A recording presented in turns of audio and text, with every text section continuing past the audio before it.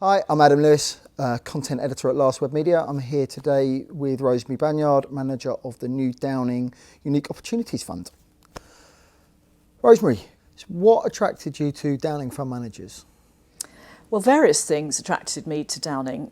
The first is that my expertise fits very well with their existing product range.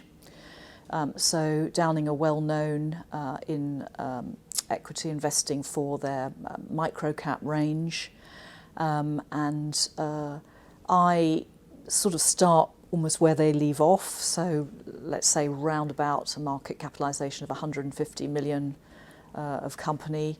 The second thing is that Downing have a lot of sales support. They've got both regional sales force and they've also got outsourced specialist sales, and so I'm looking forward to having a lot of sales support.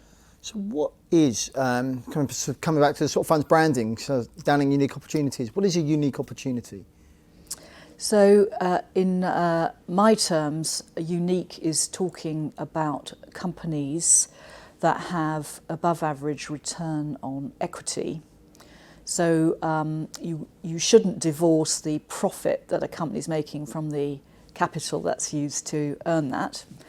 And if a company is earning a superior return on equity, usually that means that it's got something special about it, something that keeps the competition out, something that Warren Buffett famously termed a moat.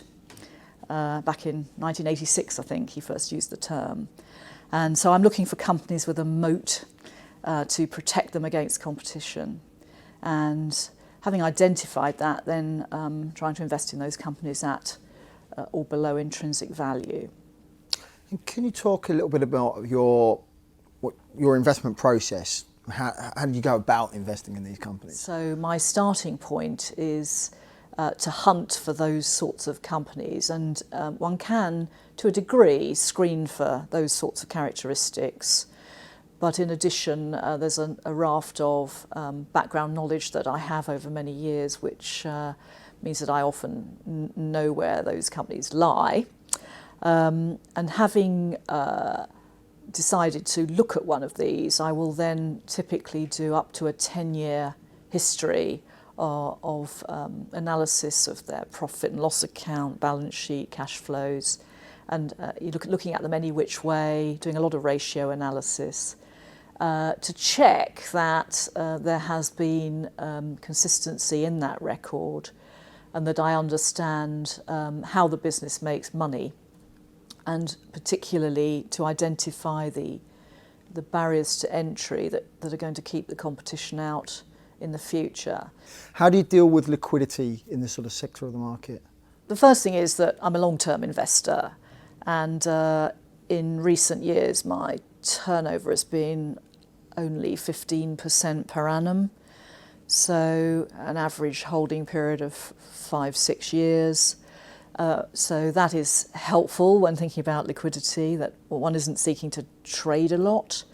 If you find a great business, why would you sell it? Why not keep owning it if it continues to earn above average returns? So low turnover is one way.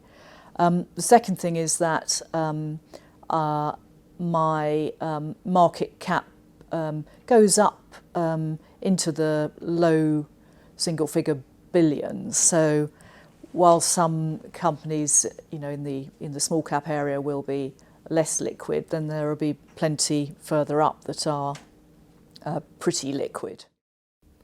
And that leads to, in sort of some way, so how many sort of companies will you have in the portfolio? The portfolio has a target of between 25 and 40 investments, so it's deliberately pretty focused, and they'll be across theoretically any sector, but in practice I have an aversion to certain sectors, partly for predictability reasons. But the main metric is not around top-down spread of sectors, but totally around picking individual businesses, focusing on the business first and how it makes money, and then as a secondary point, then trying to find the opportunity to invest at the right price. You're sort of getting into it now, but I don't want you to reveal all the sort of hidden gems, but are there any sort of stocks that you can sort of use to sort of illustrate this sort of process and philosophy in action? A company that fits the profile very well is called Tristel. It's listed on AIM, and it's involved in the prevention of infection that is often carried on hospital instruments. So think a trip to outpatients for an investigation, and their product, which is based on chlorine dioxide technology, is used to disinfect the instrument between each patient. And you ideally want to do that quickly, but also extremely effectively. And chlorine dioxide is a product that needs to be mixed just before it's used, and they have got patented delivery systems that trigger, you press down the plunger, two substances mix, you've got your chlorine dioxide, and then you dispense it.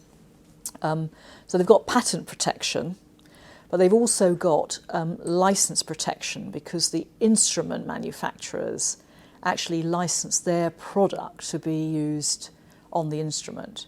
And if that product is not used, then the warranty that the hospital has is invalidated. So they've got two levels of protection, and that is seen in their above average profit margins and above average return on equity that's achieved by the business.